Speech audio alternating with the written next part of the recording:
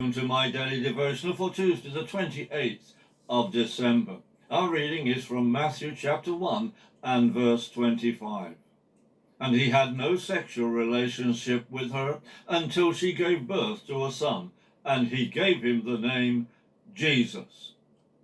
It is important to understand that Matthew strongly infers that Joseph and Mary commenced normal marital relations sometime after the miraculous conception and birth of Jesus.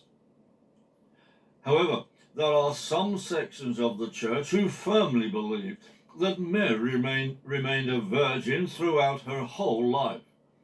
This is a teaching that arose in the early centuries of the Catholic, Eastern, and Oriental Orthodox churches.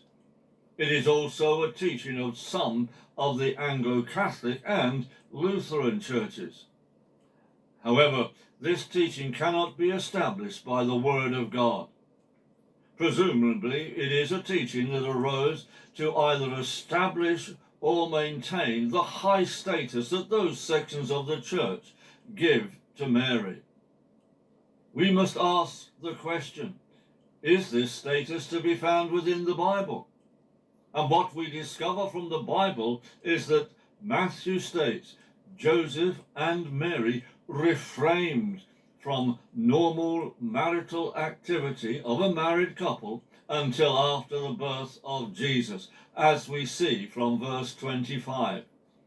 Now, there are other scriptures that refer to the brothers and sisters of Jesus, the offspring of both Joseph and Mary. Is not this the carpenter, the son of Mary, and the brother of James, Joseph, Judas, and Simon? And are not his sisters here with us? And they were offended by him. And that's in Mark chapter 6 and verse 3. Those who adhere to the false teaching of the perpetual virginity of Mary state that these were the cousins of Jesus, or that they were the children of Joseph from a previous marriage. Paul wrote that he had met with James, describing him as the Lord's brother. The only other apostle I met at that time was James, the Lord's brother, and that's in Galatians chapter 1 and verse 19. Those who defend the perpetual virginity of Jesus suggest that the term brother often refers to a close relative or allies and friends, and that is true. However, Paul seems to have been very specific in calling James the Lord's brother, which he did not do when speaking of Peter, the first apostle he met in Jerusalem. The scriptures are quite clear that Jesus did have brothers and sisters. Therefore, it is clear that the teaching of the perpetual virginity of Jesus was thought up to bolster a teaching of men, but which is not found in the Bible.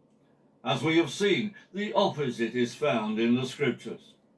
We must be aware of those who bring false teachings that is not rooted and founded in what God has shown to us in his word.